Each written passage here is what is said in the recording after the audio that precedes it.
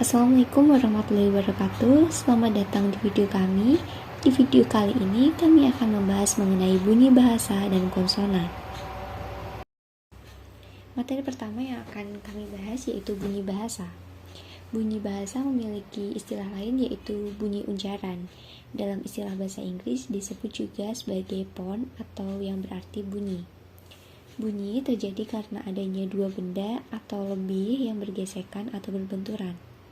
Bunyi bahasa merupakan bunyi yang dihasilkan oleh alat ucap manusia atau artikulasi, kemudian membentuk gelombang bunyi sehingga dapat diterima oleh telinga manusia. Bunyi bahasa atau bunyi unjaran ini dihasilkan oleh alat ucap manusia seperti pita suara, lidah, dan bibir. Lalu, bagaimana bunyi dapat disebut sebagai bunyi bahasa?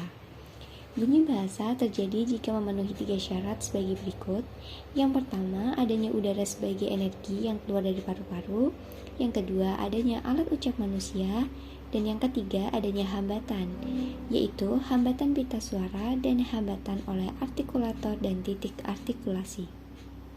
Kemudian bagaimana bunyi bahasa itu terjadi? Proses terjadinya bunyi bahasa terdiri dari 4 proses, yaitu pertama, mengalirnya udara keluar dari paru-paru, kemudian udara tersebut akan dihambat oleh pita suara sehingga terjadi getaran yang disebut sebagai proses fonasi. Kemudian udara dihambat kembali oleh artikulator dan titik artikulasi yang disebut sebagai proses artikulasi.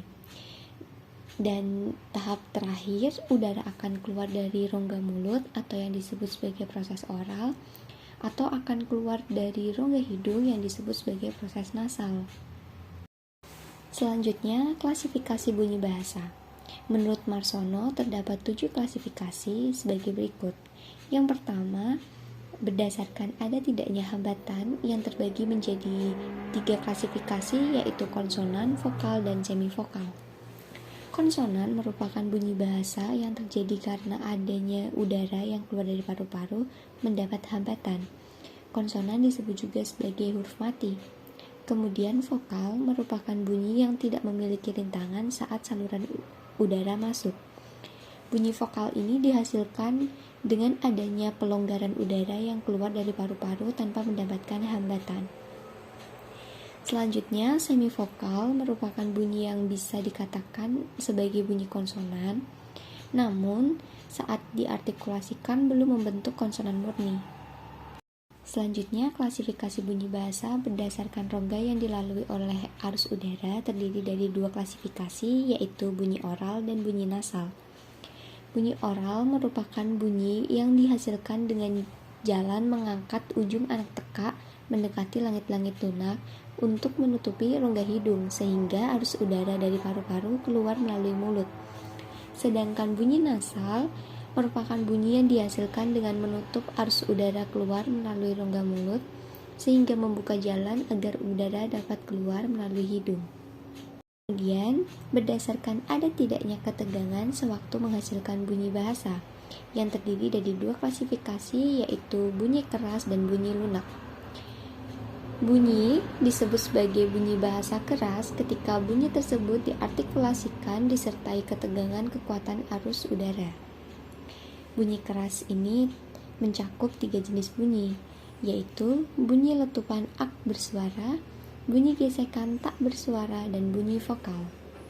Sedangkan bunyi disebut sebagai bunyi lunak apabila waktu diartikulasikan tidak disertai dengan ketegangan kekuatan arus udara. Bunyi lunak ini tergolong dalam 6 jenis, yaitu bunyi letupan bersuara, bunyi gesekan bersuara, bunyi nasal, bunyi likuida, bunyi semivokal, dan bunyi vokal. Klasifikasi bunyi bahasa. Menurut Marsono, bunyi bahasa diklasifikasikan sebagai berikut. Berdasarkan lama tidaknya bunyi bahasa dihasilkan, bunyi bahasa dapat diklasifikasikan menjadi 2, yaitu bunyi panjang dan bunyi pendek. Bunyi panjang dapat dibedakan dengan bunyi pendek berdasarkan lama tidaknya bunyi tersebut diucapkan. Tanda bunyi panjang biasanya terdapat garis di atas suatu bunyi atau menggunakan tanda titik 2 di sebelah kanannya. Yang kedua, berdasarkan rangkap tidaknya bunyi dihasilkan. Yang pertama ada bunyi tunggal, sebuah bunyi yang berdiri sendiri dalam satu kata. Contohnya ada R, E, G, dan huruf tunggal lainnya. Yang kedua, bunyi rangkap, dua bunyi atau lebih yang bergabung dalam semua suku kata. Contohnya seperti ada di gambar. Kemudian, berdasarkan nyaring tidaknya bunyi dihasilkan. Bunyi nyaring atau tidak nyaring dapat dibedakan berdasarkan suara bunyi tersebut, nyaring atau tidaknya saat terdengar oleh telinga. Yang ketiga, berdasarkan arah arus udara sewaktu menghasilkan bunyi bahasa. Ada bunyi agresif yang dibentuk dengan cara mengeluarkan arus udara dari paru-paru. Bunyi agresif dibedakan menjadi dua, yaitu agresif pulmonik dibentuk dengan cara mengecilkan ruangan paru-paru oleh otot perut dan rongga dada. B. Agresif glotalik terbentuk dengan cara merapatkan pita suara sehingga glotis dalam keadaan tertutup sama sekali. Yang kedua ada bunyi ingresif. Bunyi ingresif dibentuk dengan cara menghisap udara ke dalam paru-paru. Bunyi ingresif dibedakan menjadi dua, yaitu bunyi ingresif glotalik yang memiliki kemiripan dengan cara pembentukan bunyi agresif glotalik, hanya saja arus udara yang berbeda. Yang kedua ada bunyi ingresif velarik, dibentuk dengan menaikkan pangkal lidah ditempatkan pada langit-langit lunak. Fonem dan grafem. Fonem adalah bunyi bahasa yang berbeda atau mirip kedengarannya. Dalam ilmu bahasa, fonem itu ditulis di antara dua garis miring. P dan B adalah dua fonem karena kedua bunyi itu membedakan arti. Contohnya, pola-pola sama dengan bola-bola, parang-parang sama dengan barang-barang, dan peras-peras sama dengan beras-beras. Grafem sendiri dianggap sebagai satuan minimum yang membedakan sistem penulisan tertentu. Kita juga dapat mengatakan bahwa grafem adalah elemen minimum yang dengannya dua kata dapat dibedakan dalam tulisan dalam bahasa yang sama. Contohnya, pasta, gel, selimut, jubah, simpul, bisa, dan lain sebagainya. Organ. Alat ucap sebagai organ tubuh memiliki fungsi dan kerja tertentu sebagai berikut. Yang pertama ada paru-paru berfungsi untuk pernafasan. Yang kedua ada pangkal tenggorokan adalah rongga pada ujung pipa pernafasan. Yang ketiga ada epiglotis atau katup pangkal tenggorokan yang berfungsi untuk melindungi masuknya makanan atau minuman ke batang tenggorokan. Yang keempat ada rongga kerongkongan yang berfungsi sebagai saluran makanan dan minuman. Yang kelima ada langit-langit lunak atau velum berfungsi sebagai artikulator pasif, sedangkan artikulator aktifnya adalah pangkal lidah. Yang keenam, langit-langit keras atau palatum merupakan susunan tulang. Yang ketujuh, gusi dalam atau alveolum berfungsi sebagai artikulator pasif, sedangkan artikulator aktifnya adalah ujung lidah. Bunyi yang dihasilkan oleh gusi disebut bunyi alveolar. Yang kedelapan, gigi atau dental dibedakan atas gigi atas dan gigi bawah. Yang kesembilan, bibir sebagai pintu penjaga rongga mulut. Yang kesepuluh, lidah berfungsi sebagai alat perasa dan pemindah makanan yang akan atau sedang dikunyah. Daerah artikulasi. Daerah artikulasi dibagi menjadi banyak jenis, antara lain 1. Bilabial, yaitu bibir atas dan bibir bawah atau kedua bibirnya berkatup. Contohnya P, B, dan M. Yang kedua ada labiodental, yaitu bibir bawah dan ujung gigi atas. Contoh F. Yang ketiga ada alveolar, yaitu ujung atau daun lidah menyentuh atau mendekati gusi. Contohnya T, D, S. Yang keempat ada dental, yaitu ujung atau daun lidah menyentuh gigi depan atas. Yang kelima ada palatal. Palatal yaitu lidah depan menyentuh langit-langit lunak. Contohnya C, J, dan Y. Yang keenam ada velar, yaitu lidah belakang menempel atau mendekati langit-langit lunak. Contohnya K, G.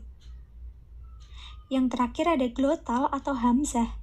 Pita suara didekatkan cukup rapat sehingga udara dari paru-paru tertahan. Contoh, pada pelafalan kata maaf menggunakan daerah artikulasi hamzah.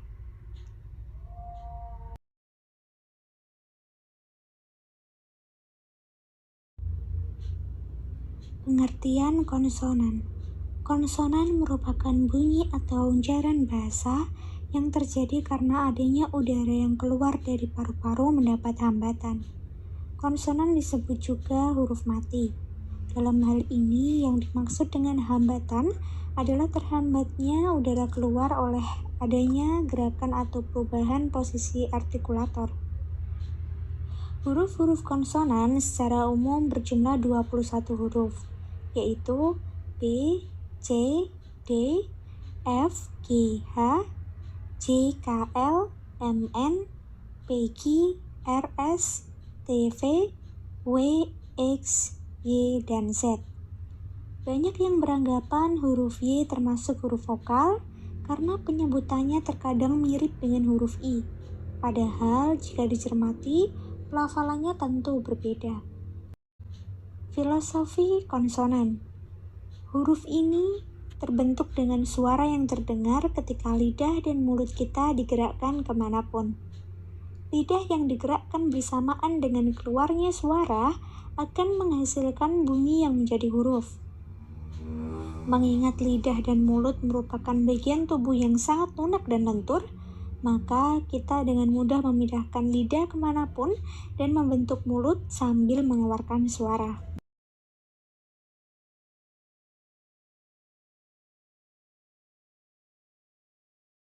Berdasarkan cara artikulasi. Yang pertama, jenis hambat.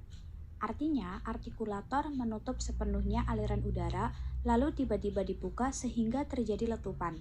Contoh konsonannya seperti huruf P, B, T, D, K, dan G.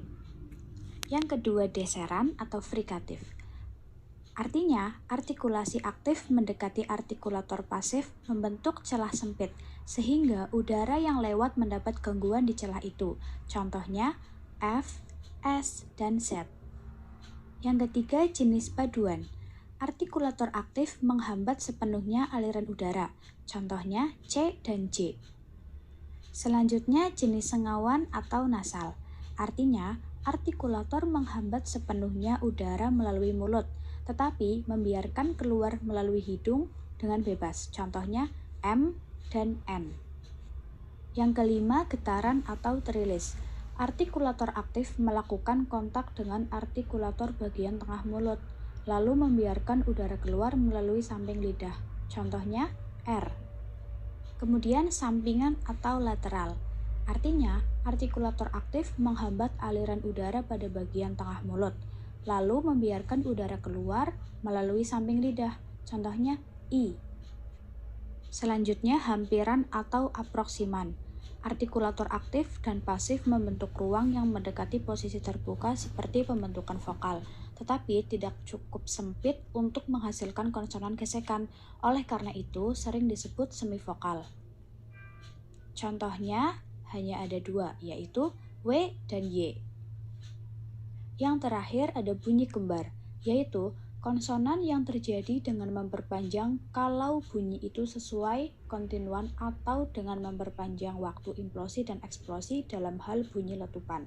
Misalnya capa dan son, sone. Kemudian ada proses membaca berdasarkan tempat artikulasi. Yang pertama, bilabial, yaitu konsonan yang terjadi pada kedua belah bibir bawah merapat pada bibir atas. Contohnya B, P, dan M. Yang kedua, labial dental, yaitu konsonan yang terjadi pada gigi atas dan bibir bawah. Gigi atas merapat pada bibir bawah. Contohnya F dan V.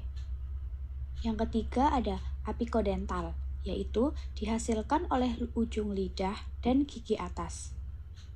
Yang keempat ada apiko alveolar, yaitu konsonan yang terjadi pada daun lidah dan gusi. Daun lidah menempel pada gusi, contohnya T dan D. Kelima, ada apikopalatal, yaitu dihasilkan oleh ujung lidah dan langit-langit keras, misalnya D. Kemudian, laminopalatal, dihasilkan oleh daun lidah dan langit-langit keras, misalnya A. 2. Berdasarkan tempat artikulasi. Media palatal dihasilkan oleh tengah lidah dan langit-langit keras, misalnya huruf T, D, C, dan J. Uvular dihasilkan oleh pangkal lidah dan anak tekak, misalnya huruf R dan Q. Dorsovelar, yakni konsonan yang terjadi pada pangkal lidah dan velum. Contohnya huruf K, X, dan G. Faringal dihasilkan oleh akar lidah dan dinding belakang rongga kerongkongan, misalnya huruf H, J, L, dan X. Hamzah dihasilkan oleh pangkal tenggorokan, misalnya ada pada kata maaf dan Jumat. Yang ketiga, berdasarkan getaran pita suara. Konsonan bersuara yaitu bunyi yang dihasilkan dengan mendapat hambatan pada pita suara, sehingga pita suara ikut bergetar, dan pada artikulator, misalnya B, D, G, M, N, V, Z, L, dan R. Konsonan tak bersuara yaitu bunyi bahasa yang dihasilkan dengan mendapat hambatan pada artikulator, misalnya P, L, T, K, F, S, dan H. Yang keempat, berdasarkan saluran udara. Konsonan oral yaitu konsonan yang terjadi jika udara keluar melalui rongga mulut. Konsonan yang dihasilkan adalah huruf P, T, C, K, B, D, J, G, F, S, X, H, R, L, W, dan Y. Konsonan nasal yaitu konsonan yang terjadi jika udara keluar melalui rongga hidung. Konsonan yang dihasilkan adalah huruf M dan N. Yang kelima, berdasarkan gabungannya dengan konsonan lain. Konsonan rangkap yaitu gabungan dua huruf yang dapat dibaca menjadi satu huruf atau membentuk satu huruf konsonan baru. Penggunaan huruf yang rangkap ini sering, bahkan kita gunakan dalam percakapan maupun menulis. Konsonan rangkap terdiri dari NG, NY, KH, SY, dan sebagainya. Yang mana jika membentuk suatu kata, maka konsonan rangkap tersebut akan mudah untuk dibaca. Sekian video edukasi dari kami, kurang lebihnya mohon maaf.